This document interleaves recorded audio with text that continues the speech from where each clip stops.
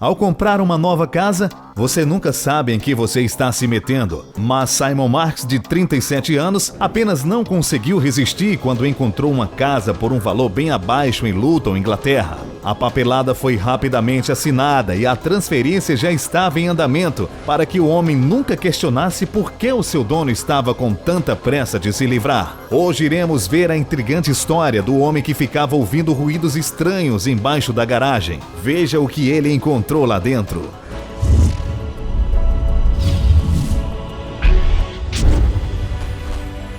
Alguns meses depois, Simon, empolgado, desempacotando suas caixas, ele estava ansioso para a primeira noite em sua nova casa.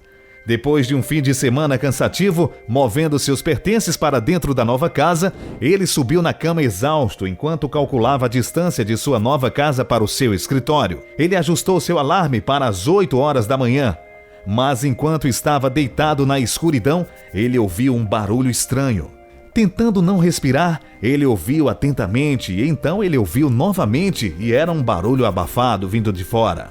Parecia cascalho raspando no metal. Curioso, ele levantou e colocou a cabeça para fora da janela, olhando para o seu jardim, mas não viu nada se movendo e o silêncio tinha tomado conta. Na manhã seguinte, Simon deu ré em seu Volvo Zafira preto, mas em vez de dar ré na garagem, o carro deu uma guinada para frente. Irritado, ele tentou novamente, mas a roda parecia estar presa em algo. Acelerando o motor até o carro dar um pulo para trás, ele soltou um suspiro de alívio. Mas quando ele saiu para ver o que estava preso sob a roda dianteira, seu coração bateu forte. Simon foi se ajoelhando para olhar mais de perto e viu que o pavimento da garagem tinha rachado. E então, bem diante de seus olhos, a calçada começou a ceder. Ele saltou para trás quando o pavimento quebrou com um estalo nauseante. Então o concreto se desintegrou, mas quando a poeira começou a diminuir, dentro da rachadura se revelava algo que causou um nervosismo em Simon.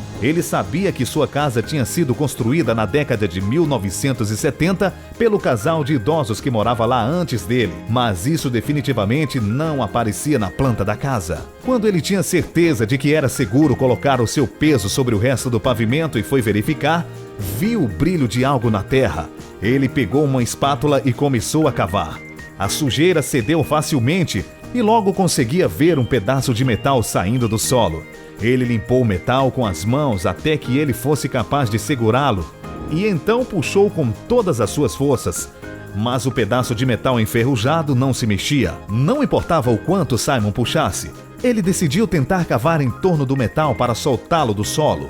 Após um tempo cavando em torno do objeto, ele viu que o objeto estava preso em algo. Vendo que havia uma entrada logo após o metal, percebendo que aquilo poderia ser mais sinistro do que ele imaginava, então Simon pegou seu celular e ligou para o seu pai pedindo ajuda. O pai de Simon, Gerald, foi até a casa do filho e sem nenhuma ferramenta ou equipamento profissional, a dupla começou a trabalhar. Eles cuidadosamente começaram a remover o concreto rachado ao redor do pedaço de metal, revelando uma passagem no solo onde havia uma escada enferrujada, dando acesso a um subsolo e os deixando desconfortáveis. Simon já havia feito sua pesquisa antes de comprar a casa velha e não havia relatos de nada além de terras vazias no local antes da construção da casa. Simon e seu pai decidiram continuar escavando o suficiente para descerem e investigarem o que estava escondido ali. Antes de descer, Simon pegou seu celular com um bastão de selfie e utilizou para verificar o que havia ali embaixo. Vendo pela tela do celular, notou que a passagem subterrânea estava escondendo 2 quartos. Gerald pensou que sabia o que eles estavam olhando imediatamente, mas eles tinham que ter certeza. Os sons que ele tinha ouvido na noite anterior tinham sido a terra finalmente cedendo sob a garagem.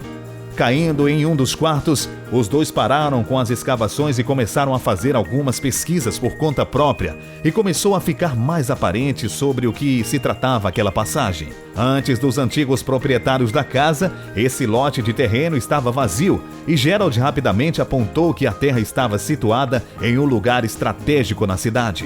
Mas ainda mais revelador foi o período em que a casa tinha sido construída. Meu pai viu e imediatamente disse que se tratava de um abrigo antiaéreo. Nós pesquisamos Pesquisamos e descobrimos que existem alguns nesta área, disse Simon. Após mais algumas pesquisas, Simon descobriu que esse abrigo havia sido construído durante a Segunda Guerra Mundial. Os antigos proprietários deveriam saber que ali existia esse abrigo e quando construíram a casa e colocaram o jardim, eles devem ter preenchido essa entrada, disse Simon aos repórteres. Após cavarem ainda mais dentro do abrigo, Simon e Gerald acharam artefatos incomuns em uma das salas escondidas. No caso, um jornal datado dos dias da Segunda Guerra Mundial, e uma das manchetes dizia: Aeroporto de Luton, esse é o fim. Enquanto os outros artigos detalhavam os acontecimentos da vida diária no país devastado pela guerra, este artefato ofereceu um raro vislumbre sobre a vida britânica durante a guerra, mas não foi a única relíquia que encontraram. Simon e Gerald também encontraram evidências que provavam que o abrigo antiaéreo uma vez foi abastecido com comida e água para sustentar as pessoas que se escondiam lá. Afinal, as pessoas que foram retidas em abrigos subterrâneos